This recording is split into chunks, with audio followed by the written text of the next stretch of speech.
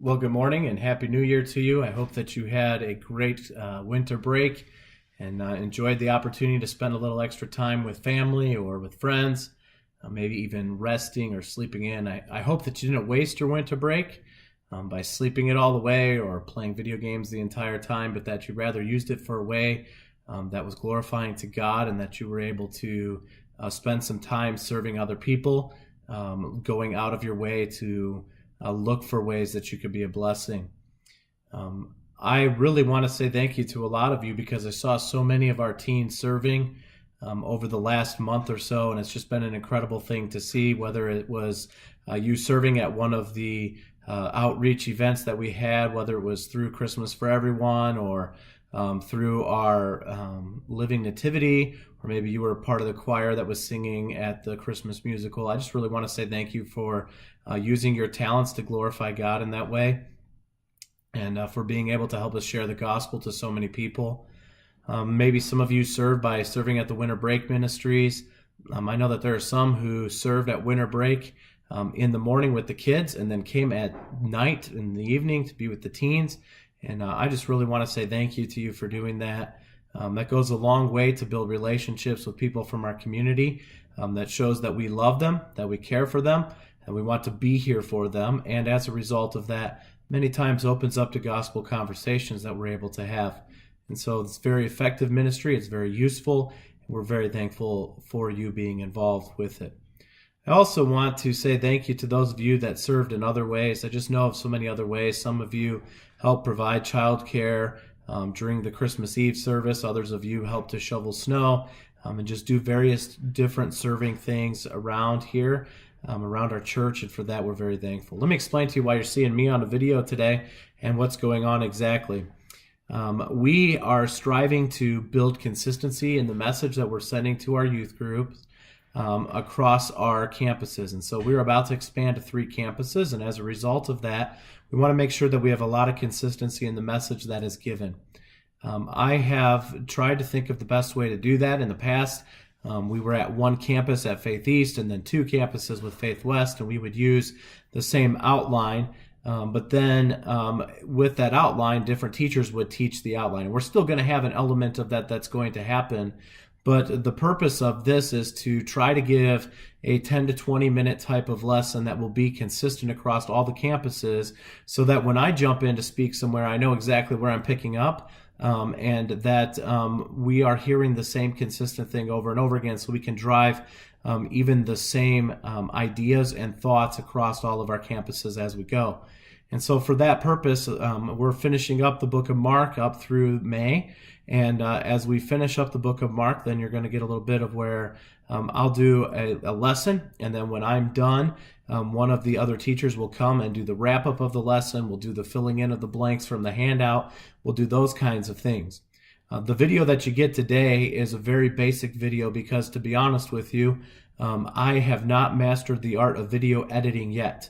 It is a skill that I hope to desire by next week even, so that you don't necessarily have to look at my face the entire time sitting at my desk with my kids' birthday cards on display behind me. And so I am really hoping that I'll be able to do some things that will make this a little bit more interactive and exciting. In fact, I'm playing around with a program right now that I hope I can get to work, because then I would be fully animated, and that fixes all flaws, for which you will be very thankful.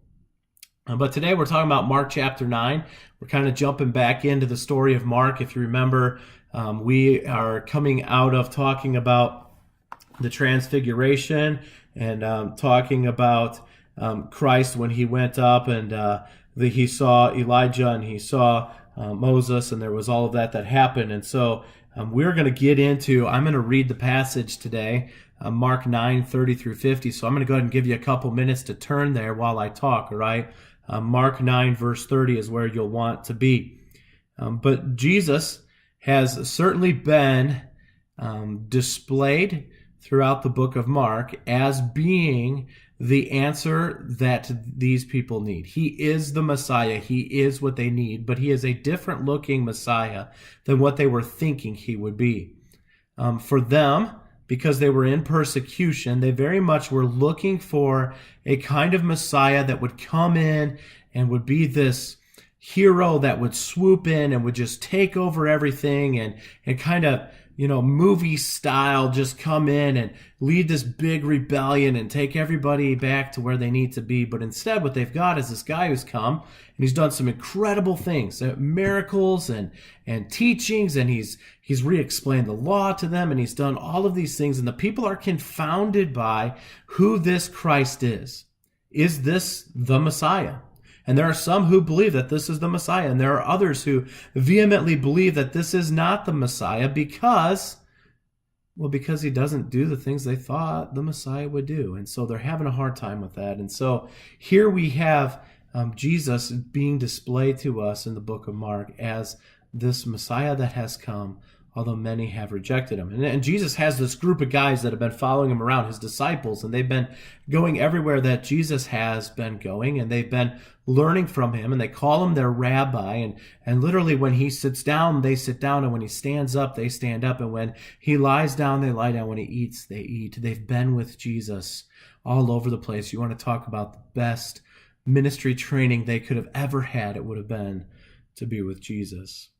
And so here they are in Mark 9, verse 30. I'll read Mark 9:30 down through verse 37, and then we'll come back and talk about verses 38 through 50 in just a little bit. All right, so Mark 9:30. From there they went out and began to go through Galilee, and he didn't want anyone to know about it. For he was teaching his disciples and telling them, "The Son of Man is to be delivered into the hands of men, and they will kill him. And when he has been killed, he will rise 3 days later." But they didn't understand the statement, and they were afraid to ask him. Verse 33. They came to Capernaum, and when he was in the house, he began to question them. "What were you discussing on the way?" But they kept silent. For on the way they had discussed which one another among them was the greatest. And sitting down, he called the 12 and said to them, "If anyone wants to be first, he shall be last of all and servant of all." Taking a child, he set him before him, and taking him in his arms, he said to him, "Whoever receives one child like this in my name receives me, and whoever receives me does not receive me, but him who sent me." Let's just talk a little bit about what we have here early on in this passage, and then we'll get into some more explanation of what it is as we go along. The first two verses talk about Jesus as they're walking through Galilee, and they're traveling through, and he doesn't really want a crowd to know. He doesn't want people to follow him. And there's just been some time periods where Jesus has tried to get away from the crowds, and they've been there, and they've pursued him. We know that when he crosses the water, as soon as he gets to the other side, there's a crowd waiting for him. Cross back to the other side, there's a crowd waiting for him. He's already fed two humongous crowds, one of 4,000, one of 5,000, and because these crowds are just following him everywhere he goes. And so here they are, they slip off, and they're going to go through Galilee, and as they're passing through Galilee, he doesn't really want a lot of people to know because he wants to spend some time discussing a few things with his disciples, these 12 guys who are following him everywhere that he goes. And he gets to this point, and he says, "The Son of Man is to be delivered into the hands of men, and they will kill him, and when he has been killed, he will rise 3 days later." So he pretty much point blank says to them exactly what we all know to be the passion of the Christ and the death on the cross and his resurrection. He lays it out clear for them. I'm going to be given over to these men, and they're going to kill me. And as a result of them killing me, I'm going to die, and I'm going to be gone for 3 days. But after 3 days, I'm going to rise again. And so Jesus is really laying this out for them to understand that he's going to be gone for a while, but he's going to rise again. The disciples have no understanding of what Jesus is saying. Verse 32 says they didn't understand the statement, but they were too afraid to ask him. Hey, you ever been in a situation where someone's explaining something to you that you have no idea what they're talking about, but you know that you probably should know what they're talking about, and so you're a little bit embarrassed to actually ask about what it is that they're talking about? Well, that's kind of what's going on here. Jesus has just given them prophecy.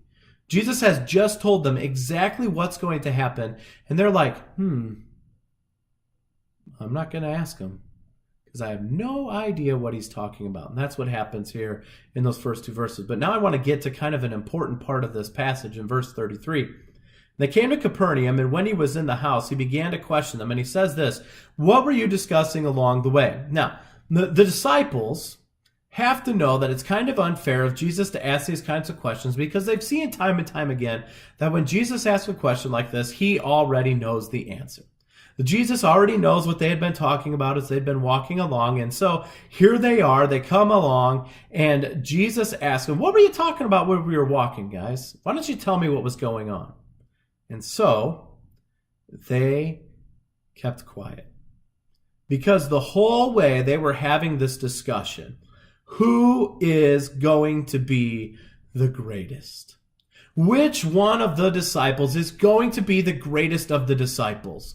Jesus' right-hand man, number 2 guy to Jesus. Which one of them is it going to be? And so, as you can imagine, you get a group of guys together and they get to debating things and they get into all these conversations and their macho-ness about how tough they are and how incredible they are. And sometimes the legends grow. The older the men get, the greater the legend becomes, right? So you got a bunch of guys who look back on their childhood and they think about how much better they were than you guys are right now. And the reality is, when you're older, you'll do the same thing.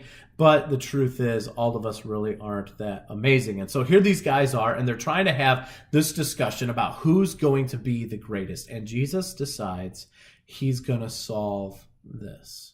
He says this. Verse 35, if anyone wants to be first, he shall be last of all and servant of all. Completely contrary to how we see things to be. We tend to view things in our life through this scope. The greatest person in a situation has to do the least amount of the serving, because the greatest has a servant. And therefore the servant does those things. But Jesus says, no, the greatest is the servant. The one who's willing to do more for others. The one who's willing to take up his towel and gird up his loins and wash the feet of those who he's been traveling with. That's the greatest. And Jesus had demonstrated this time and time again. He could have come as the Messiah and come down and just demanded that everybody worship him everywhere that he went. But instead we find him serving people, even when others didn't want to serve. Just think, a few passages ago, Jesus is with his disciples and they don't have any food. And Jesus tells his disciples to find some food. And what do the disciples want to do? It's too hard. Send them home. Tell them all to go find their own thing to eat. And Jesus instead takes what he can find and breaks it and serves it and gives it to these people. Why? Because Jesus came to serve. He came ultimately to serve. But then he drives the point home even further. Look at verse 37. He says, whoever receives one child like this in my name receives me. And whoever receives me does not receive me, but him who sent me. Let me explain that verse a little bit. Why did Jesus grab a child at this point and sit him in the middle when he's talking about being a servant? He sits a child down and he says, if you want to be good, you want to be great, you need to receive this kid. Now, let's understand the role of children in their society. Children were about the lowest that you could be in the importance game. Children weren't that important to others. Children were there. Children were to be seen. Children were to be trained. Children were not there to have influence. Children were not who you would go out of your way to try to spend time with, because at the end of the day, they really weren't part of the society in an important way. And so here Jesus takes a child and puts him in the middle and says to his disciples who are arguing about who could be the greatest, he's simply saying this: if you're willing to receive even the least, to serve even the least, then you understand what I'm about. Then you will receive Christ, and ultimately, because you receive Christ, you will receive God, because you will understand the purpose of life is to serve others in order to glorify God. Let me ask you this question. Are there categories of people you don't want to serve?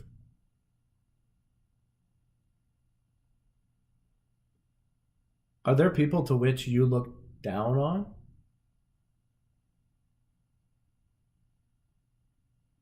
Maybe you look down on those who don't have as much as you. Or maybe you look down on those who need more help. Maybe you look down on those people who you view annoying. Or maybe you just look down on all people because they're all annoying to you. You know what Christ is saying? If you truly understand the gospel, then you truly understand the importance of serving even the least.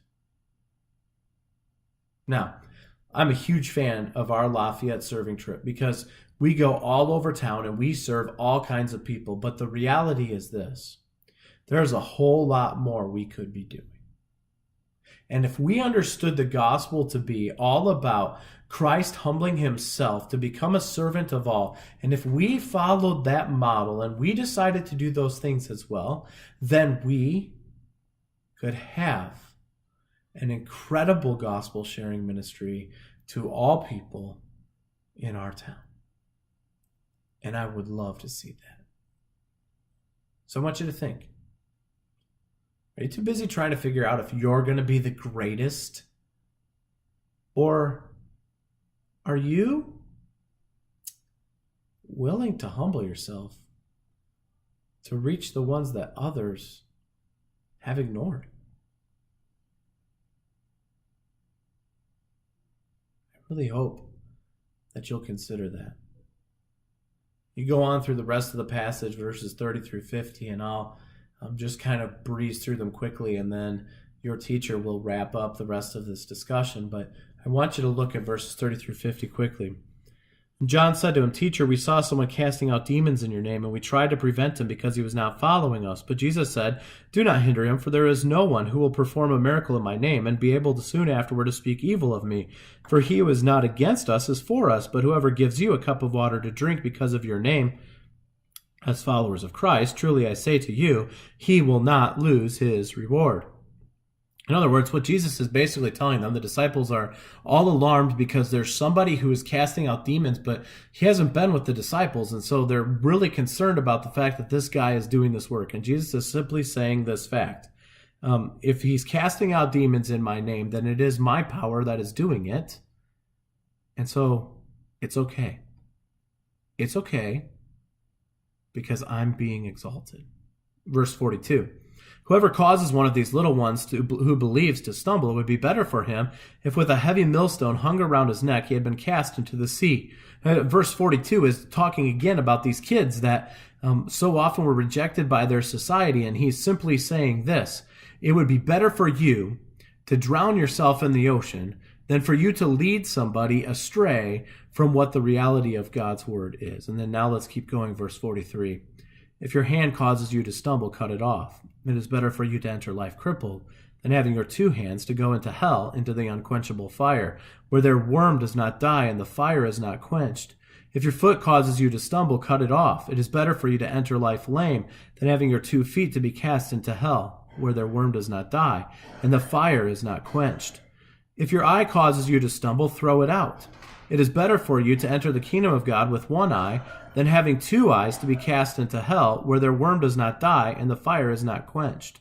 For everyone will be salted with fire. Salt is good, but if the salt becomes unsalty, what will you make it salty again? Have salt in yourself and be at peace with one another. You'll discuss those last few things by yourself, but let me just tell you, this passage lays out some incredible truths. The first one is we have to serve. The second one is we have to allow others to serve in Christ's name. Thirdly, if there's anything prohibiting us from serving well, then we need to remove it quickly, because it is far more important that we do what is right and be right with God than that we gain everything and end up going to hell. I hope that you'll enjoy your discussion, and I look forward to seeing you again next week.